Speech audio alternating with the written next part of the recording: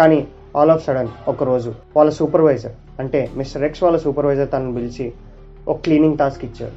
Cleaning టాస్కే కదా, ఏముంది నార్మల్గా తీసుకెళ్ళిపోదాం అని అనుకున్నాను. కానీ అతను క్లీన్ చేయమన్నది ఒక బాడీ. సో అతను సూపర్వైజర్ అడిగాడు, సార్ ఇది మనం ఇలా చేయకూడదు, పోలీసులకు కంప్లైంట్ చేయాలి, ఈ బాడీని క్లీన్ చేయడం కరెక్ట్ కాదు అని అంటే వాళ్ళ సూపర్వైజర్ మిస్టర్ ఎక్స్ని బాగా కొట్టి, ఇప్పుడు నీ పని చేయకపోతే నీ ఫ్యామిలీ నువ్వు ఇదే స్టేజ్కి వస్తారని భయపెట్టాడు. అతను అలా భయపెట్టడం వల్ల 1998 నుంచి 2014 వరకు ఇతను ఇలాంటి పనులు ఎన్నో చేశాడు. అంటే కొన్ని లెక్క తెలియని బాడీస్ని ధర్మస్థలే చుట్టుపక్కల మంజునాథ్ టెంపుల్, నీరావతి నది పక్కన ఎన్నో బాడీస్ని అతను పూడ్చిపెట్టాడు. ఆల్ ఆఫ్ సడన్ ఒక 2014కి ఏమైందంటే వాళ్ళ ఫ్యామిలీ మెంబర్స్లో ఒక పాప మిస్ అయింది. సో ఇతను అనుకుంటున్నాడు, సరే ఈ పాప మిస్ అయింది, మన పాప కాకూడదు, అలా కాకూడదు అని అనుకుంటున్న కొద్దీ అతని అనుమానం నిజమైంది.